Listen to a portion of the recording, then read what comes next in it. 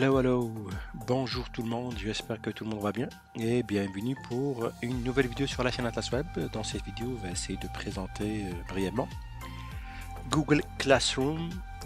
On a déjà présenté un article dessus, donc c'est Google Classroom est une plateforme d'apprentissage gratuite bien sûr, dédiée aux écoles. Que ce soit à l'école, que ce soit à la maison, c'est pareil.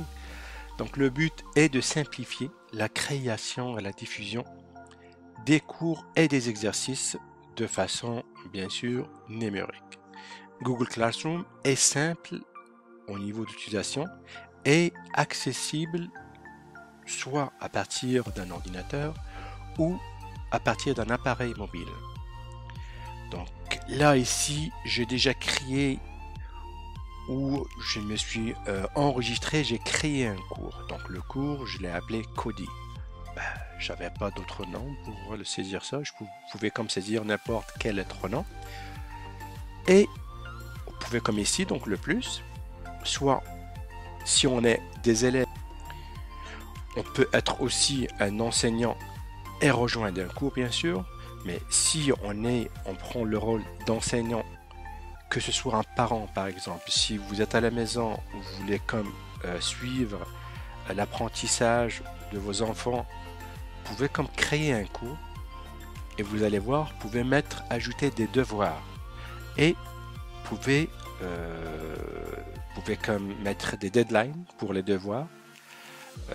Comme ça, vous allez suivre l'avancement de votre enfant. Donc, si il remet le quiz et le devoir à temps ou non. Et bien sûr, vous pouvez comme le noter. Donc, c'est sûr qu'au niveau école, les écoles, la majorité, ils ont d'autres plateformes.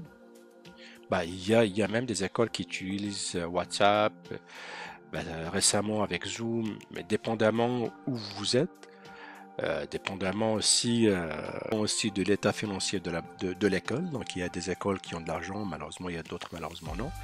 Donc ça c'est aussi intéressant, moi je le vois intéressant que ce soit dans un concept d'apprentissage dans une école ou université, ou pour moi l'utilisation ça peut être à la maison. Donc si vous voulez comme ça dépend des parents, il y a des parents qui sont exigeants, il y a des parents qui aiment suivre le développement d'apprentissage de leurs enfants. J'espère que tous les parents souhaitent ça, donc chaque parent souhaite toujours que ses enfants sont, comment dirais-je, donc les meilleurs des meilleurs, pour la crème de la crème. Donc, vous pouvez comme créer un compte sur Classroom Google, être comme un enseignant, donc prendre le rôle d'enseignant. Vous allez créer un cours. Donc, moi, j'ai déjà créé un cours, je l'ai appelé Kodi. Donc, à l'intérieur du cours, là, donc ça c'est le flux d'informations ou le flux des données. Donc ça vous donne un petit peu un historique des données. Moi j'ai créé le cours, j'avais créé un quiz 1, un deuxième quiz, j'ai créé aussi un devoir de lecture. Donc ça vous pouvez comme rejoindre ici un document et comme ça votre enfant peut lire s'il y a des lectures et par la suite il va par exemple, donc un résumé de la lecture, il doit la saisir. Ça permet aussi de faciliter l'échange d'une façon numérique. Ça permet aussi de donner, même si je crois que présentement la majorité des enfants savent très bien utiliser les ordinateurs que les anciennes générations. Dans l'onglet, si vous cliquez sur le menu personne, donc l'onglet ici, vous allez voir que j'ai un seul élève, c'est moi-même. Sinon, sur les travaux et devoirs, on peut créer un devoir. Donc le devoir, on clique sur créer, un questionnaire, documentation, thème. Donc ça, au niveau thème, c'est le thème des devoirs. On peut mettre par exemple mathématiques, physique et j'en passe. Moi, j'ai créé un quiz.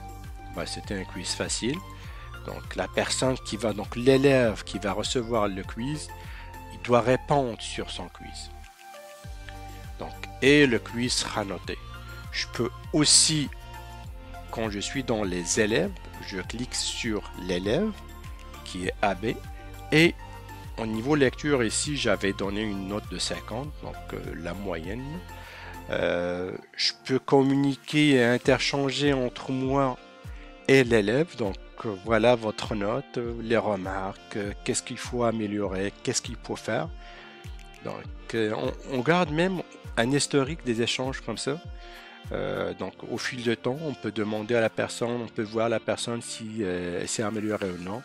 On peut retourner ou reculer en arrière, voir c'était quoi nos remarques. Est-ce que l'élève a pris en considération nos remarques et s'est développé. Donc c'est des astuces, donc c'est des idées qui me viennent comme ça, mais dépendamment de chaque personne, il peut l'utiliser d'une façon ou une autre, il peut l'utiliser d'une autre façon qui sera meilleure. Donc c'est sûr, à force d'utiliser un outil, on développe des pratiques.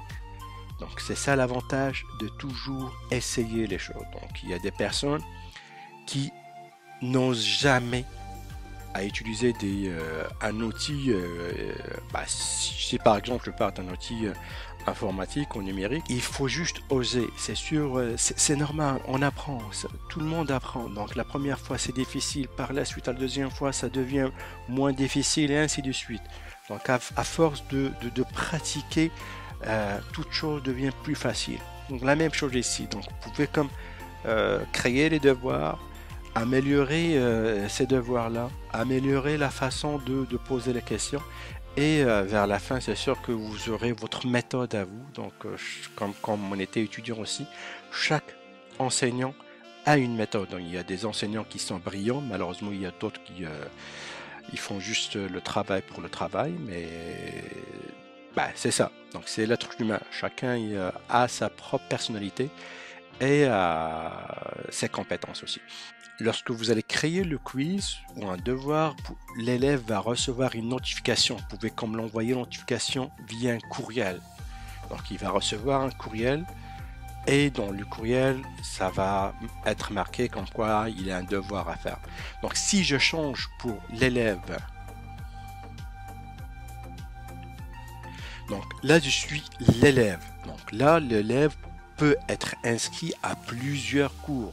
Donc pour rejoindre un cours, soit sur une invitation courriel, ou sinon c'est avec un code. Donc là, rejoindre un cours, et là il peut, donc soit il va recevoir sur sa boîte courriel une invitation, sinon on peut lui donner comme un code.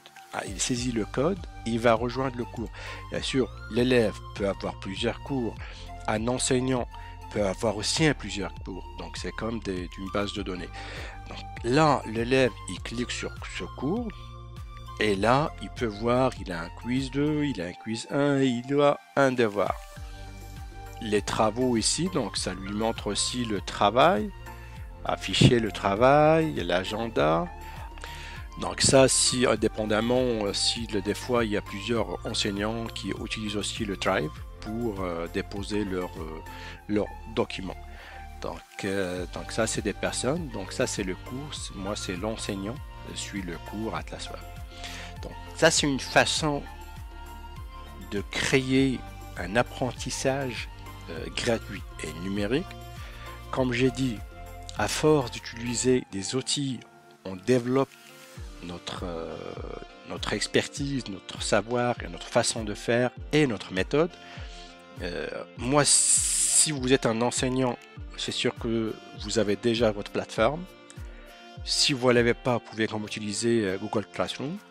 Si vous êtes un parent, moi je vous encourage d'utiliser cette plateforme qui est gratuite et suivre l'apprentissage de votre enfant.